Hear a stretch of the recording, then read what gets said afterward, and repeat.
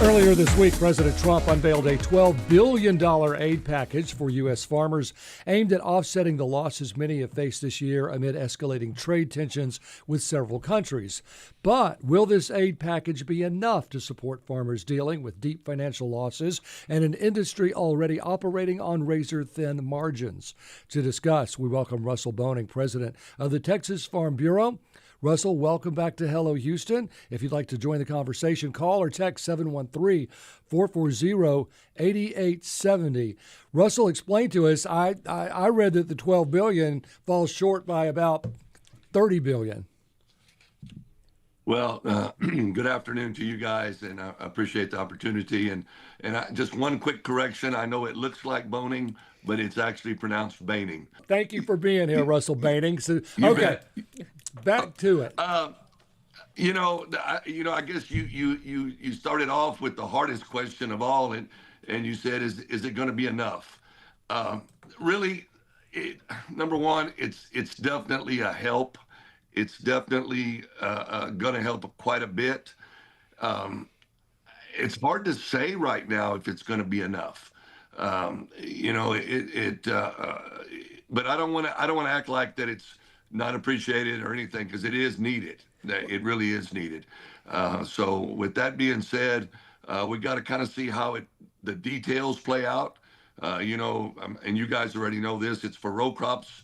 The 12 billion, I think it's actually 11 billion for what we call traditional row crops, which would be corn, soybeans, grain sorghum, cotton, and then I think there's another billion that's going to be for specialty crops, which is where your vegetables and fruits fall in. So go ahead. I'll stop right there. If you could, take me back and help us understand the situation we are currently in. Because from years ago, my understanding was there was often programs that would pay farmers not to grow certain crops, and that there's always been this kind of relationship between the government and our farmers and how this worked.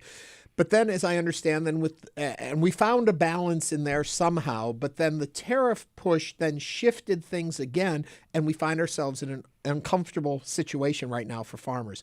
Can you help me understand the history of how we got where we are and what the problem is we're actually trying to fix? Well, it's a complicated problem. I don't know if we can fix it in 15 minutes, but you pointed out several things. The tariffs recently have definitely drove up our input prices.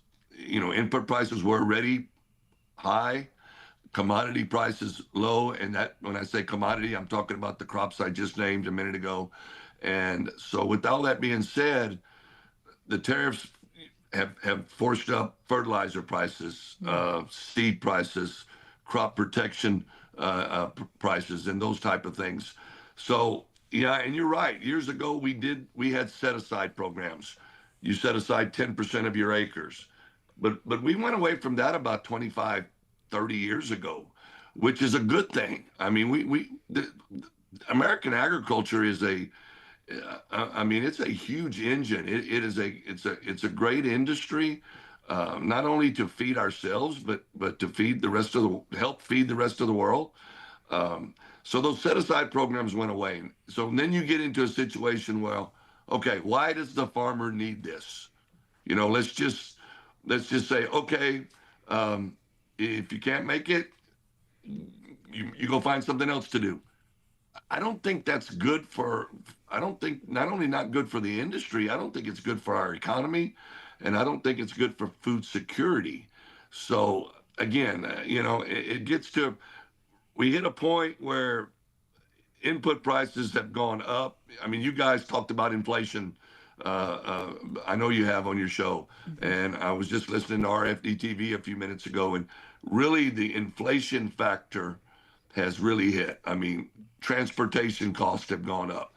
And I look around and I see, energy prices, gas and diesel have actually moderated. I've seen some prices come down, but I haven't seen transportation costs come down. And I know there's a lot of other things that are figured in transportation other than fuel.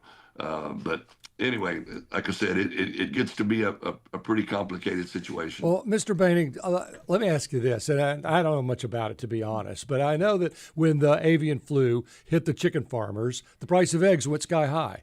So if the costs associated with soybeans and corn and cotton and rice, et cetera, if those prices go sky high, thankfully, but why do you not pass those on to the consumer? And where we could complain to our politicians and say, we can't afford $4 an ear for corn. Just in a simple way to put it, agriculture is all commodities are price takers, not price makers. It's just, I guess, because of the size of the industry, the number of producers. One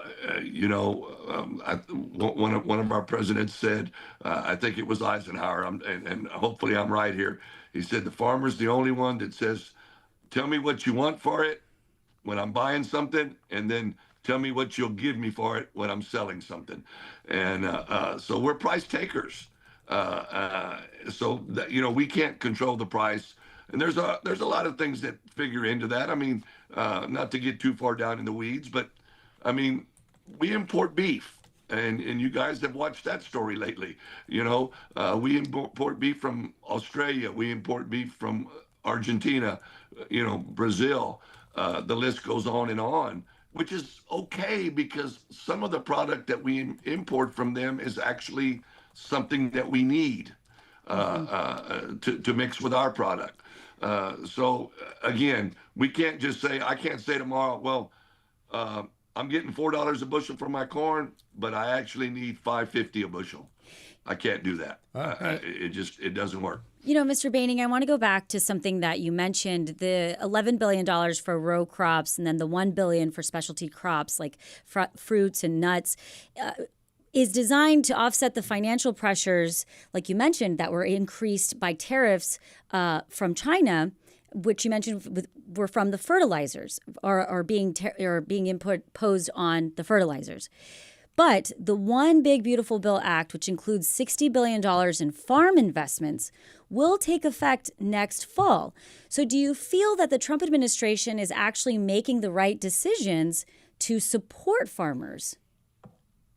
That is an excellent point, Celeste, because there are some really good things for agriculture in the One Big Beautiful Bill. There really is. But your next great point was they don't take effect till next year. And really, none of it really hits us until October of 26.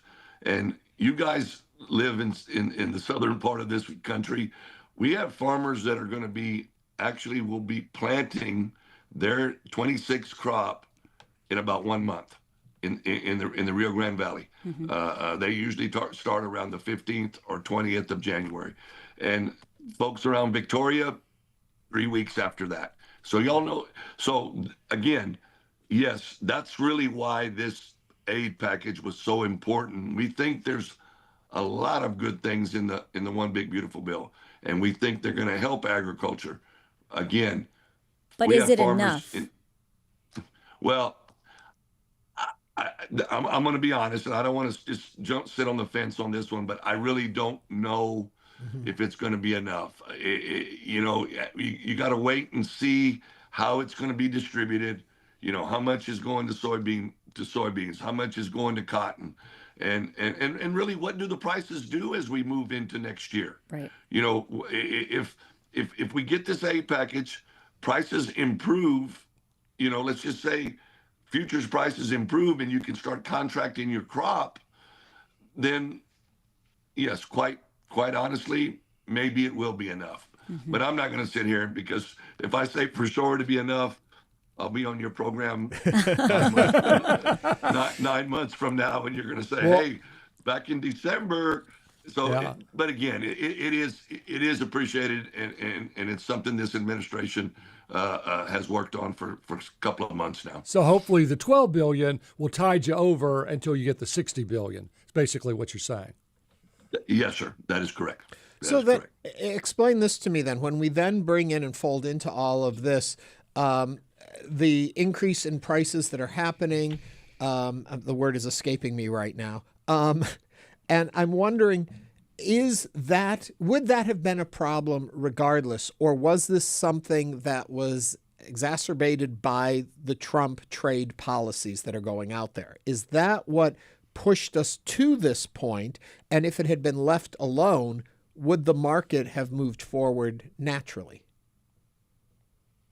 That I think there's a couple of things I need to point out there, and we we we lost our trade. Our trade is so important to agriculture. Let's just start there. And it's different crops that rely on it more. Soybeans, 50% of the soybeans raised in this country are exported. Cotton, I think it's around 75 or 80%, but I won't be off too much there. So those exports are so important. We have lost some of those exports, and yes, some of it happened because of the tariffs, but Trump used those tariffs to get some of these countries' attention. And tariffs are something that we we don't love, but we understand that maybe that's the way this administration feels like they have to get people's attention.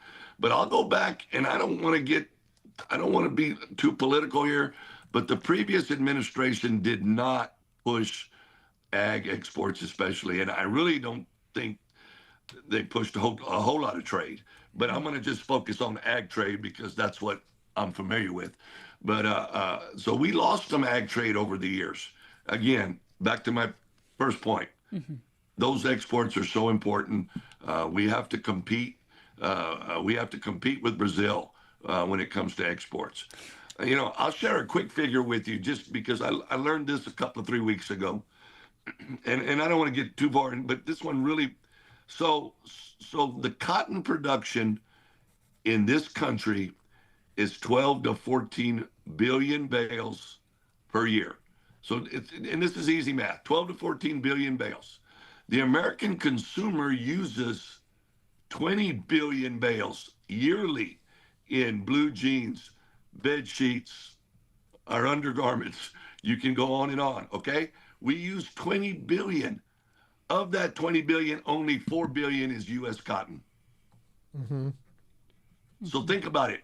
We produce 12 to 14 billion, and only a third of it, a third of that is used in what the American consumers. So what does that tell you? That tells you Brazil is exporting, and I'm picking on Brazil because they're the big guy. Somebody else is exporting cotton to China and Southeast Asia, and it's coming back in products for us. Mm-hmm. We need to get more of our U.S. cotton, even if it's exported, coming back in shirts, bed sheets, and whatever else we use cotton for. So I'm just saying, trade is so important, and that's really the message we have taken to the administration. We totally appreciate the aid package. But guys, I want to tell you, farmers and ranchers, we don't want to go to D.C. and ask for a bridge payment. Right. We want to be able to sell our product at a profit, and whether that's domestically or whether that's internationally. Right. Mr. Boening, it's interesting. As you were talking about the agriculture industry, I'm curious, has the aggressive immigration policy had an effect on your agricultural industry? That I've done a couple of interviews on that as well, Celeste, and the president started off with well, we're gonna get rid of the bad guys, and we know there's some here. Yeah. I mean, there's no doubt. I mean, so we heard that. We appreciate that. We understand we have to have a secure border. I mean, our organization, whether it's Texas Farm Bureau, whether it's American Farm Bureau, we're in favor of a secure border, but we also have to work on a good guest worker program. Right. The H-2A program is good. It needs some improvement, but it only really works for specialty crops, or I should say seasonal workers. Mm-hmm. So you have another aspect of agriculture that doesn't use H-2A. So, we've heard of some raids on farms and ranches. from what we're hearing, it's not widespread. So again, we know that there's a fairly large percentage of ag workers that are undocumented. I mean, that's been tried. That's no secret. Again, how do we fix that problem? We have a secure border. It looks more secure than it did a year or two ago. Mm-hmm. So we have that. So let's move forward with a good. So really, I guess, Celeste, we haven't seen a big impact from the raids, but really we need to move forward and work on a better guest worker program. I mean, we have folks working in agriculture. Yes, they have documentation, but quite frankly, we understand that a lot of that documentation could not be legit. Yeah. All right. Russell Boening is the president of the Texas Farm Bureau. Russell, thank you for joining us today on Hello Houston. Coming Thank up. you, guys. Yep. Coming up.